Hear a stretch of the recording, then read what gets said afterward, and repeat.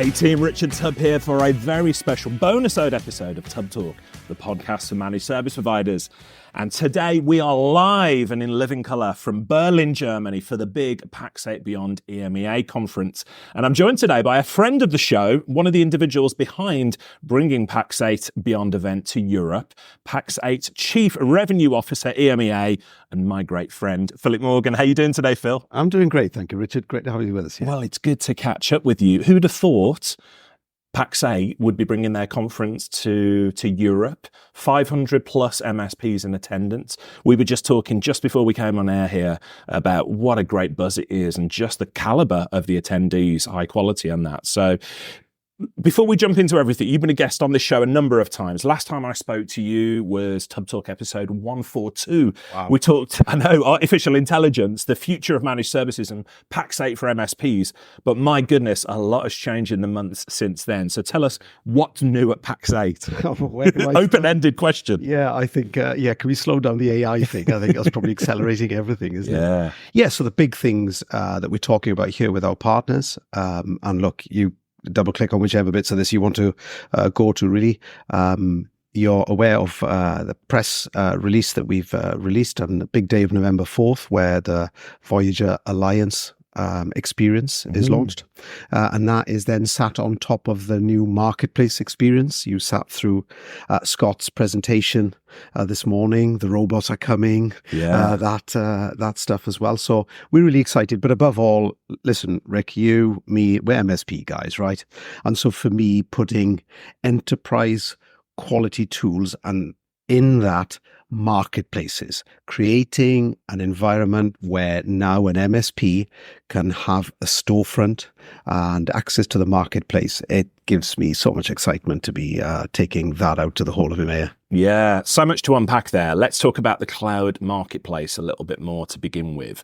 I said this at the press conference yesterday, but the way I see it, and correct me if you see it differently, the way I see the cloud marketplace from Pax8, it's a bit akin to a client acquisition engine for MSPs. I genuinely think it's the future of managed services. So how has the response been from the managed service community? Let's rewind a little bit. Tell us more about what that marketplace is for listeners perhaps not familiar with it. Yeah, so look, you and I are big fans of the CompTIA community, right? And I think it was it 2022, 2023, Richard, that they released one of those big surveys that they do, which is, they do really good. They're the best at doing the research. I'm inclined to agree with you. And when the MSPs were asked the question, who's my biggest competitor / threat going forward? At number 3 was other MSPs, if you remember. I do. Number 2 was the vendor going direct. Yeah. And number 1 was marketplaces. So Ryan Walsh, one of our co-founders, you saw him present yesterday, and he's really into his data, digging into it and giving us insights so we can craft the vision of our marketplace and where we're going. We just sat up and listened to that and saying, okay, the hyperscalers have somewhat hijacked the word marketplace, and really it's become a word that when I think the bigger MSPs are hearing it, maybe more than the smaller MSPs that are serving smaller SMBs. But marketplaces, with the evolution of the modern buyer, they're digital first. They don't want to talk to a salesman. Their procurement engine was Google. It's now becoming some AI thing that they're wanting to kind of procure. And we saw a world where that was directing business and traffic to a marketplace and becoming a transaction-only thing. So for us, that vendor going direct and the marketplace was really, for us, the motivation to build the Pax8 marketplace and put these tools in the hands of the MSP for customer acquisition and for self-serve, right? Yeah. You and I used to self-serve on Amazon, and the consumerization of all of what we're using in terms of IT around us right now. But one thing you can't do with an MSP right now is, I've got a new member of staff starting in my SMB business, because I may be a firm of accountants that's being looked after by an MSP. And what I can't do right now is log on to a storefront or a marketplace of an MSP and go and order my bronze service pack that I'm buying from them and do that whilst watching the football on a Sunday afternoon or something of that nature. It's that kind of enterprise type technology based off the consumerization of IT that we wanted to put in the hands of the MSP. Yeah, and you and I both know from our background in managed services as well, how often is it that we get a client phone up and say, could you set a new starter up for us? Such a needs this, Yeah, thing. when's he starting? Oh, no, he's sat This here morning. now. He sat here, I forgot to do it. Yeah. And our listeners will totally understand that. Yeah. So Ryan Walsh said something. And can I interrupt? Please. And I think the channel at large, particularly vendors and anybody that's involved in that ecosystem, they have no idea what's going on, the swan effect that's happening in the back of that MSP business right now. All hands on deck, get this done, get this, that, even, provisioning of a laptop, whatever that's required. Literally, that's a fly on the wall thing that you should do, Richard, because I'm pretty sure every Monday morning, that's the standard thing an MSP gets. Yeah. Now, Ryan Walsh said something yesterday during the press conference that really struck a chord with me. So he's saying there's going to be lots of MSPs listening to this and feel as though, well, we know from the CompTIA research that cloud marketplaces are a threat to them, a competitor. We've just given one scenario where, of course, it would be wonderful. But Ryan said something to the effect, and forgive me, I'm going to have to paraphrase here.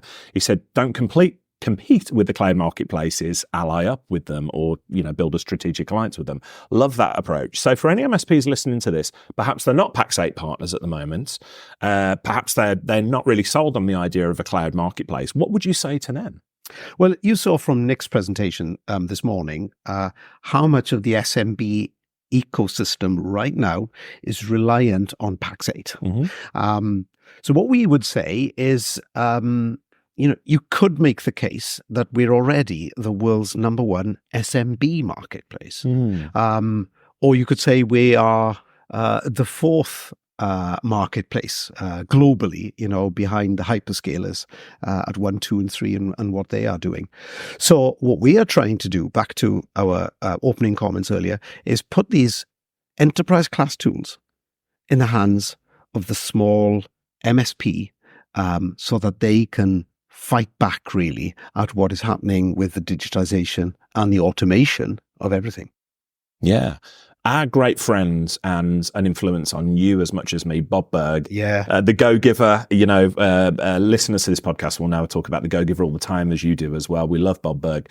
He talks about, traditionally it'd be called upselling, wouldn't it? We call it upserving because as MSPs, we're all about serving people. Where does that upserve element fit in for the cloud marketplace with existing Pax8 client, MSPs and their clients as well? Because I feel like there's a big opportunity there.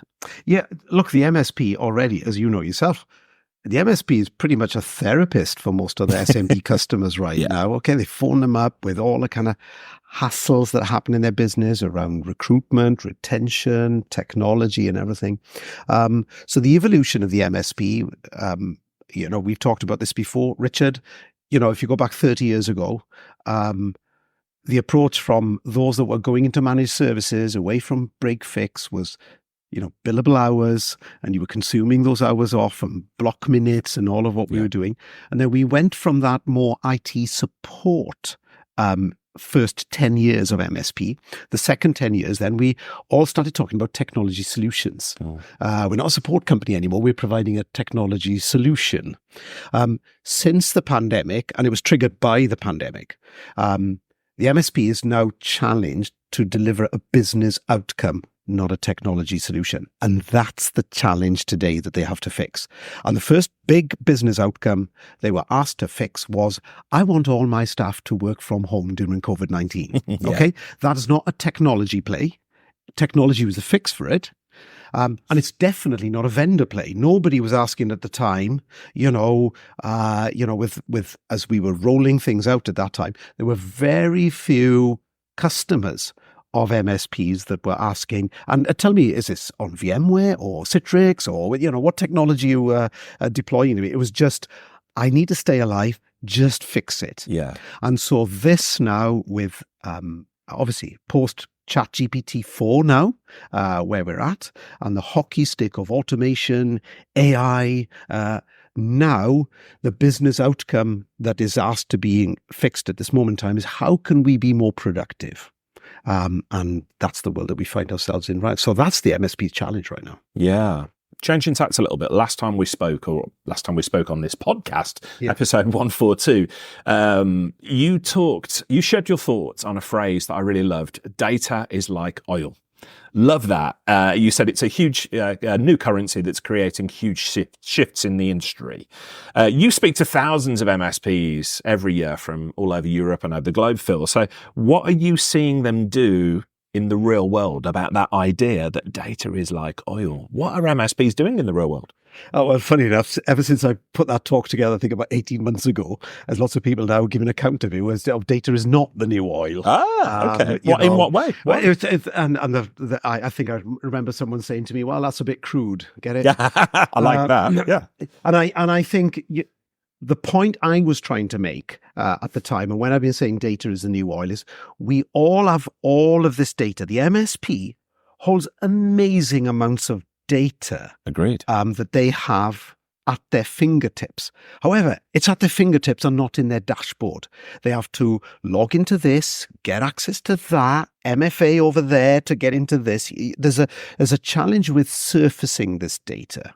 And I was using that talk as a bridge into the Pax8 marketplace and what we are doing with Opportunity Explorer, what we're doing with Storefront, and then what we're doing right in the middle with the stuff that's around CIS controls, and as well as that, then the stuff that helps you kind of gap analyze inside your own ecosystem of, hey, I've noticed that I'm predominantly as an MSP serving maybe accountants or solicitors, white collar workers. And I just noticed that as part of that, I am not selling this particular piece of technology to this particular customer. Yeah. So that gap analysis allows us to have a conversation with our customer. And that's what I was saying at the time. So in terms of the data, I still think that is, and the point I was trying to make was allow Pax8 really to be your refinery, so that we would take all of that data and then surface it back to you in ways that would give you a lens by which you could look at opportunities in your business to grow, gain efficiencies and manage risk. Yeah. We've explored two intriguing high concept ideas related to the cloud marketplace and data here. Most MSPs, and you know this as well as I do, Phil, but most MSPs listening to this, however, won't be thinking about high concept strategies. They'll be thinking about the tickets they've got to battle, the phones they've got to answer, trying to keep their clients cyber safe, keep their heads above water for the most part. So what advice would you give to an MSP who's listening to this, who is perhaps time poor about the future of our industry? What would you say about them being able to battle what they're dealing with at the moment, but also keep an eye to what's coming next?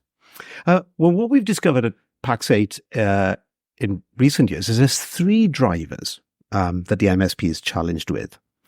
So when it comes to the resource that they have internally for various reasons, because they are, putting out a fire, or they've got maybe too many customers they're trying to onboard at the same time. There's multiple challenges of delivering services that the MSP has to focus on every day.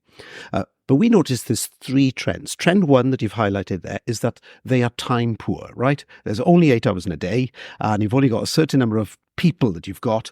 So, it's got to give somewhere. You either push out the date to the customer and say, we can't do this month, let's do it next month. Now you're pushing forward your profit and return on investment because it's later in the cycle. So time is one of the issues. Secondly is skills is an issue. Sometimes what we are trying to deploy, we might not have the skills internally. Maybe at that time, because we've just lost that one engineer that was good on XYZ piece of technology that we had. We're hiring right now, but he's not going to be starting, or she is not going to be starting for another 3-6 weeks. So we've got the skills problem. And then the other thing we've got is just a capacity problem. MSPs are real busy. You're talking to them all out there right now at Beyond Berlin, and they are all super busy, right? So one of the things that we're doing with our partner services program and through Academy is we're helping you if you are time poor, skills poor, or capacity poor, use us. Let us be that support that you're using behind the scenes, because we don't want to take the business off of you. What we want to do is help you win that business, because when the MSP wins, we win. So that's a key way that we're working. So if MSPs that are listening have not, kind of Googled Pax8 or even co-piloted Pax8 professional services, they can see a whole host of different service packs for migration, standing up servers, virtualized environments. There's so many service packs that we are doing right now at a kind of fixed cost, either per user or per kind of application or hour, that we can help an MSP continue to grow their business. And for anybody listening to this and perhaps considers Pax8 a distributor, I know that word is banned now. We're not allowed to talk about distributors because that's the old school. I think I've got to take £10 off you now. Well, there you go. Yeah. And I think you just said the D word as well, so I'll have £20 back from you for the fine for that. But all joking aside, for anybody who is just lumping Pax8 into that old-fashioned category there and is perhaps not aware of these other solutions, these other services that you offer, I did a brilliant interview with Andy Reedman from Pax8 Professional Services. Hugely encourage people to go and check that out, because there's a lot of value there in that sort of partnering strategic alliance there. We've got short time today. I just want to ask, we're friends as well on a personal level. I see you zipping all over Europe and further afield all of the time. How does Phil Morgan keep a level head amongst the chaos of trains, planes and automobiles? How are you doing with it all? I don't know about a level head. I'm trying to keep a horizontal head as much as I can, working on my sleep. And I'm having to adjust a lot. But, I'm so privileged here at Pax8 to have an amazing team. Harold and I are always talking about it, as Harold, my CEO and boss. And we're a team now of just over 400 here in the EMEA region across the kind of 9 offices that we have.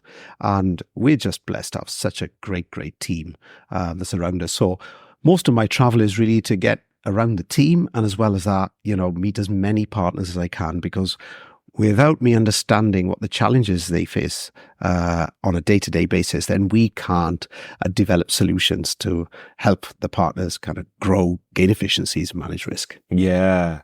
And you're known as the most enthusiastic man in the channel, on the planet, and with good reason. So if anybody listening to this wanted to continue the conversation with the most enthusiastic man in the channel, what's the best channel for them to contact you from? Just Bing or Copilot Phylip Morgan, Phylip. I spell my name the Welsh way. Yeah. And I'm fortunate because of my spelling that the SEO helps. So I come up the top there, and I'm on loads of different channels, but please reach out to me. And I'm delighted to have a conversation and help you. And if you want to hear a longer conversation with Phil, as I said, it was Tubb Talk 142, where we did a deep dive into AI, the future of managed services, and Pax8 for MSPs. So I'd encourage listeners to go and check that out. Phil, it's really good to catch up with you. I hope we get a chance to share a beer a little bit later on. Yes, it'd be great. Cheers.